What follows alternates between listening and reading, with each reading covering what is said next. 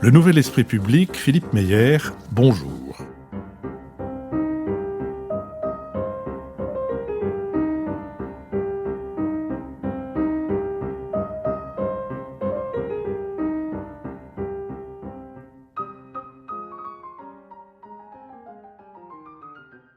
Bonjour, merci de nous avoir rejoints pour ce nouveau Bada de la série Si c'est pour la culture, on a déjà donné. Bada pendant lequel je reçois Constance Rivière. Constance Rivière, bonjour. Bonjour.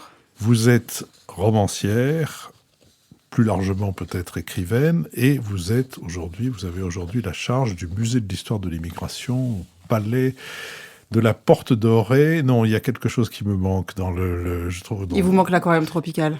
Voilà. Vous êtes responsable d'un aquarium tropical. Tout à fait. Absolument, que j'incite absolument tout un chacun à aller voir en sortant ou avant d'entrer dans l'exposition permanente dont nous parlerons à un autre moment de cette conversation.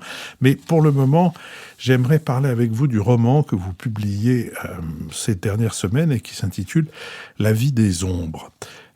Roman qui est dédié, en tout cas partiellement, qui est dédié à votre père.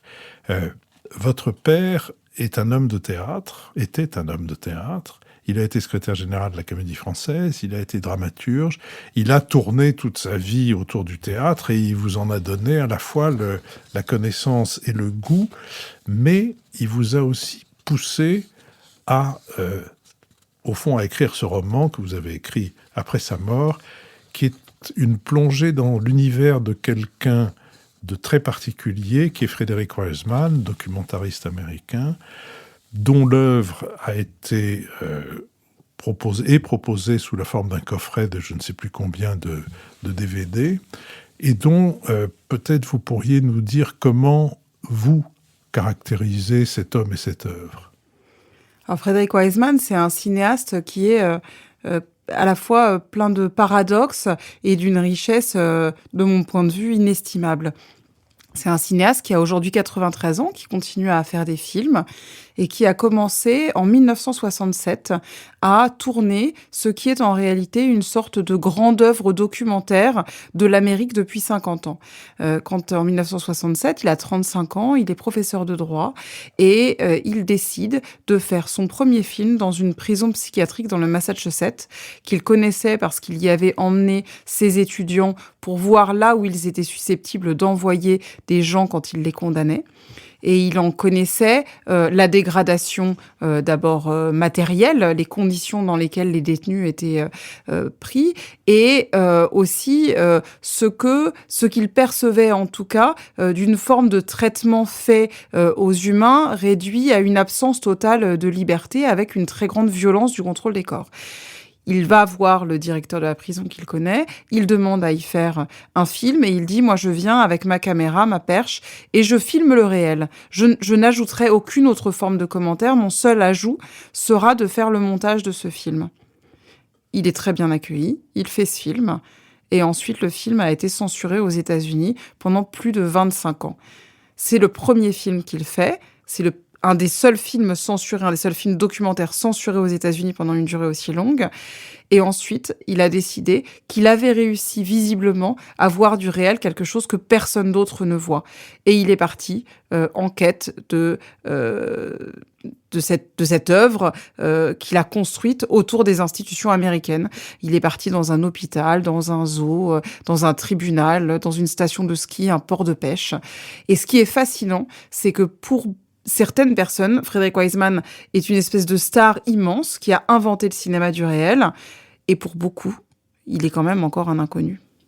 Il est encore un inconnu, peut-être, ce sera-t-il un peu moins d'abord grâce à votre livre, mais aussi grâce à une pièce de théâtre adaptée de son premier documentaire. Pas premier, Welfare, arrive plus tard. Il arrive. Oui. Le premier documentaire dont je parlais dans cette prison psychiatrique s'appelle Titicut Follies. C'est vraiment lui qui l'a lancé dans le cinéma. Et 10 ans plus tard, il fait à New York un film sur un centre d'aide sociale, Welfare, dans lequel il montre vraiment, avant beaucoup d'autres films, y compris d'ailleurs Daniel Blake, par exemple, qui avait beaucoup marqué montré à l'époque, qui est un film de fiction, mais il montre la manière dont les hommes et les femmes se cognent à l'administration quand ils sont le plus en besoin de soutien et d'aide sociale. Et ce film, Welfare, qui est un film absolument remarquable, qui à mon avis est un de ses chefs-d'œuvre, et vient d'être adapté par une très grande metteuse en scène, Julie Deliquet, qui a été produit à Avignon dans la Cour d'honneur et qui se joue, je crois, à partir du mois prochain au Théâtre Gérard Philippe. Elle se joue en effet à partir du 3 octobre au Théâtre Gérard Philippe, et Julie Deliquet a eu l'occasion de venir à ce micro avant vous. Mais pour revenir à Welfare, donc encore une fois, film et maintenant pièce de théâtre, c'est aussi le sujet d'un mémoire que vous avez écrit. En réalité, ce mémoire à partir duquel votre père vous a fait écrire plus que le mémoire lui-même. Votre père avait connu Frédéric Wiseman à la Comédie Française, avec qui il travaillait à l'époque, quand Wiseman est venu faire un documentaire à sa manière, celle que vous venez de décrire, sur la Comédie Française, ce qui n'est pas, à mon avis, le plus grand de ces documentaires. Je pense, pour avoir beaucoup travaillé avec cette institution, qu'il est passé à côté de beaucoup de choses, mais peu importe. Mais on ne peut pas tout filmer non plus. Il y a des coulisses de coulisses qu'on peut difficilement filmer. En tout cas, c'est à cette occasion que votre père a connu Wiseman et qu'il a été saisi d'admiration pour lui et qui vous a poussé à aller le rejoindre aux États-Unis, travailler. Et ensuite, vous avez écrit un mémoire sur Welfare et à partir de là, votre père vous a poussé donc à faire plus que le mémoire. Oui, alors il y a beaucoup de choses dans ce que vous dites. Ce qui est vrai, c'est que j'ai rencontré donc Frédéric Wiseman quand j'avais 18 ans. Lui, il avait 70 ans. C'était déjà un cinéaste très reconnu et très installé. Et Frédéric Wiseman, ce qu'il faut voir, c'est que il a à la fois documenté l'Amérique et il est pris d'une passion pour la France. Et donc régulièrement, dans sa carrière et de plus en plus, avec le temps, il a fait des escapades françaises. Donc il a fait ce film sur la Comédie Française, il en a fait un sur le corps de ballet de l'Opéra de Paris. Là, il sort son prochain film sur un restaurant gastronomique, Les Trois Gros, qui sortira en décembre. Et donc voilà, il a ce plaisir-là aussi. D'ailleurs, je constate que quand il filme en France, il filme plus le plaisir et la joie. Il a aussi filmé le Crazy Horse, par exemple. Et donc, quand il filme la Comédie Française, moi j'ai 18 ans et j'ai envie de faire du cinéma. Et mon père me dit, bah très bien, je viens de rencontrer un cinéaste absolument incroyable, pars aux États-Unis, t'as 2 mois avant de commencer tes études et il va te montrer comment on fait des films. Et donc, il m'a appris, à l'époque, il faisait un film sur un centre de violence faite aux femmes, Domestic Violence, et il m'a appris comment on montait en coupant et en collant comme on faisait à l'époque des films. Et c'est là que les choses pour moi commencent, en tout cas cette admiration qui n'est pas seulement une admiration pour son travail, mais qui est une admiration très profonde pour ce qu'il nous oblige à regarder qu'on ne voit pas. C'est quelqu'un qui s'adresse à notre œil dormant. Et toute ma vie ensuite, depuis 25 ans, j'ai été accompagnée par ces films et par ce que ces films me disent. Attention, tu vis avec des œillères, tu dois régulièrement enlever les œillères pour comprendre le monde dans lequel tu évolues. Oui, le cinéma de Frédéric Wiseman, c'est très souvent ce que vous venez de dire, c'est-à-dire l'individu contre les institutions. Non, les institutions contre l'individu. L'individu aux prises avec les institutions, parce qu'il y a aussi beaucoup d'humanité dans ces films, des choses qui sont très belles. On parlait tout à l'heure du film sur la Comédie Française. Je comprends que ça soit pas votre préféré, c'est pas non plus mon préféré, même s'il y a des passages que je trouve très beaux. Mais il y a tout un passage absolument magnifique où Catherine Samy se rend dans la maison de retraite des acteurs de la Comédie Française. Exactement. Et cette scène où elle retrouve pour ses 100 ans une ancienne actrice de la Comédie Française qui vient de recevoir la médaille de la ville avec un maire qui fait un discours assez grotesque et ne la regarde même pas dans les yeux. Et il ne la regarde pas dans les yeux, je pense que c'est très important, parce que on ne regarde pas dans les yeux les personnes qui sont âgées, qui n'ont plus de dents, qui ont du mal à s'exprimer. Il y a quelque chose dans son attitude à lui qui dit une forme de rejet. Et Catherine Samy, elle arrive et elle la prend dans ses bras et elle la serre et elle lui dit « Mais est-ce que tu te souviens quand en 1956, tu as remplacé au pied levé une actrice ?» Et tout d'un coup, son regard s'illumine et ça, c'est absolument magnifique. Et des moments de beauté comme ça, d'émotion, il y en a dans tous les films de Frédéric Wiseman. Donc, c'est pas seulement l'histoire d'une violence, c'est aussi l'histoire d'une rédemption possible. À propos de Catherine Samy, passons du coq à l'âne, mais il y a aussi un moment extrêmement remarquable dans l'œuvre de Frédéric Wiseman avec Catherine Samy et qui est tiré de Grossman, de Vie et destin. Vie et destin, absolument. Où elle dit Vie et destin. Et je crois que pour vous aussi, c'est un passage très important de l'œuvre de Wiseman.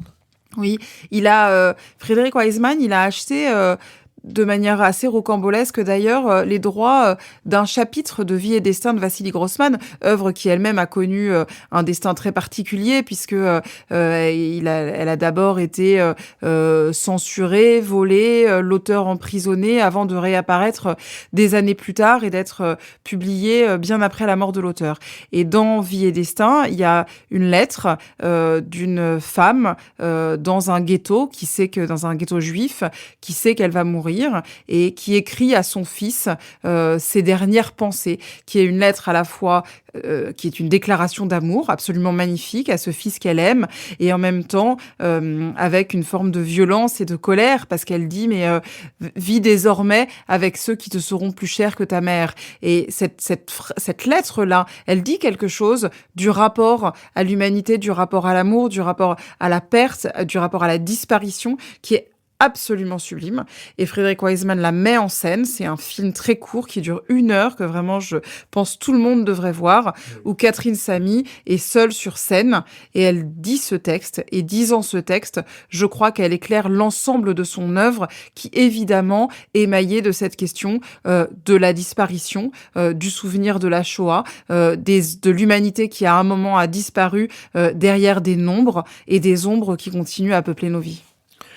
Oui, il y a des acteurs ou des actrices dont on dit à un moment de leur vie qui sont brûlés par un texte, et c'est vraiment le cas de Catherine Samy dans cette réalisation de Frédéric Wiseman. Vous avez intitulé votre livre « La vie des ombres ». Je pense que ça a plusieurs sens, non ? La vie des ombres. Il y a plusieurs sortes d'ombres. Est-ce que vous pouvez nous éclairer sur ces plusieurs ombres et ces plusieurs sortes ?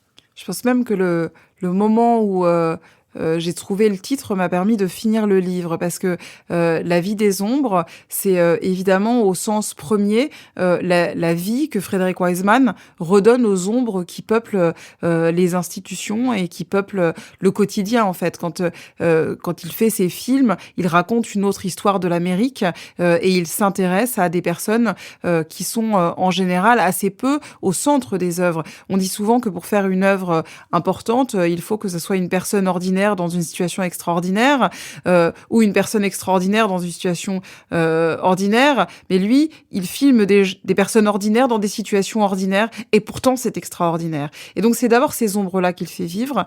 Mais évidemment, derrière la vie des ombres, il y a aussi mes propres ombres. Vous avez parlé de mon père qui est extrêmement important pour moi dans cette écriture.